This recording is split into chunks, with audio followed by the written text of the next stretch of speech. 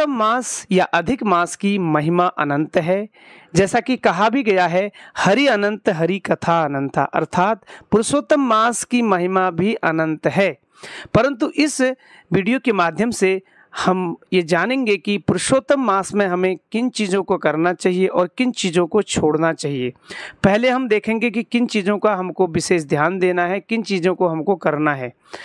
पहला आता है भगवान के नाम का अधिक जप करना चाहिए, क्योंकि इस महीने का नाम ही है अधिक, अर्थात जो लोग जप कर रहे हैं उन्हें चाहिए कि भगवान के नाम का जप को थोड़ा बढ़ा देना चाहिए, और जो लोग नहीं कर रहे हैं उन्हें चाहिए कि भगवान के नाम का जप और कीर्तन करें, उनके लिए वो अधिक ही माना जाएगा। और दूसरा है भगवान के भक्तों की सेवा करना, वैष्णवों की, साधुओं की, सन्यासियों की सेवा करना। भक्तों की सेवा करने से भगवान के प्रति भक्ति करने का हृदय में एक अलग ही अंदाज महसूस किया जा सकता है इस महीने भक्तों की सेवा करने से। और किस प्रकार से भगवान के भक्तों की सेवा कर सकते हैं? हमारे तन से और मन से, हो सके तो धन से भी भगवान के भक्तों की सेवा करनी चाहिए। और तीसरा आता है भगवान के विषय में श्रवण करना। भगवान के विषय में, भगवान के शुद्ध भक्त से अगर हम श्रवण करते हैं, भगवान की लीलाओं का वर्णन सुनते हैं, तो हमारे हृदय में भगवान की उपस्थिति का हम अनुभव कर पाते हैं और अपने आसपास भगवान की उपस्थिति का अनुभव कर पाते हैं।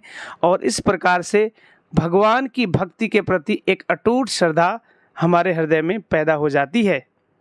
चौथा, भगवान की अत्यंत प्रिय तुलसी महारानी की सेवा और उसकी पूजा करना चाहिए और तुलसी महारानी को प्रणाम करना चाहिए। भगवान की भक्ति हमें कैसे प्राप्त हो सकती है? भगवान के भक्तों की सेवा करने से, न कि भगवान की सेवा करने से। अगर हम भगवान के भक्तों की सेवा करते हैं, तुलसी प्रियसी है भगवान कृष्ण की, अगर हम तुलसी की पूजा करते हैं तो भगवान के प्रति सेवा और भक्ति करने की एक श्रद्धा हमारे हृदय में वैसे ही पैदा हो जाती है। उसके लिए हमको अलग से कोई प्रयास नहीं करना होगा। अगर तुलसी महारानी की अगर हम पूजा करते हैं तो भगवान के प्रति भक्ति करने के एक अटूट श्रद्धा हमारे हृदय में आ जाएगी।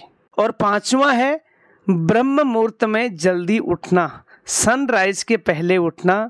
सन के उदय होने के पहले ही हमको उठना है और उठने के बाद स्नान करना है, उसके उपरांत भगवान के नाम का जप इत्यादि करना चाहिए। अब हम देखेंगे कि हमें क्या नहीं करना चाहिए। पहला, भगवान के वैष्णव भक्तों की निंदा नहीं करना। भगवान के प्रति किया गया अपराध तो भगवान के नाम से समाप्त हो जाता है, परंतु भगवान के भक्तों के प्रति किया गया अपराध से हम मुक्त नहीं हो सकते हैं। जैसा कि भगवान स्वयं भगवद गीता में बोलते हैं, अहम भक्त पराधीनः। तो हमें भूल कर भी इस मल मास में, अधिक मास में, पुरुषोत्तम मास में भगवान के वैष्णव भक्तों की निंदा नहीं करनी है।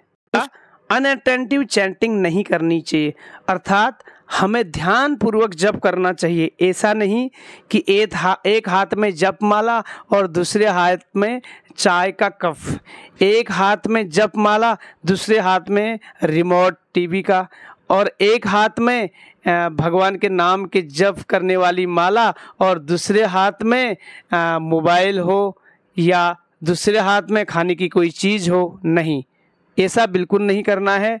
भगवान के नाम को ध्यान पूर्वक सुनते हुए जप करना है। तीसरा, देर तक नहीं सोना है, सूर्योदय के पहले उठना है। यदि हम देर तक सोएंगे तो भगवान की कृपा भी हमें देर में ही प्राप्त हो पाएगी।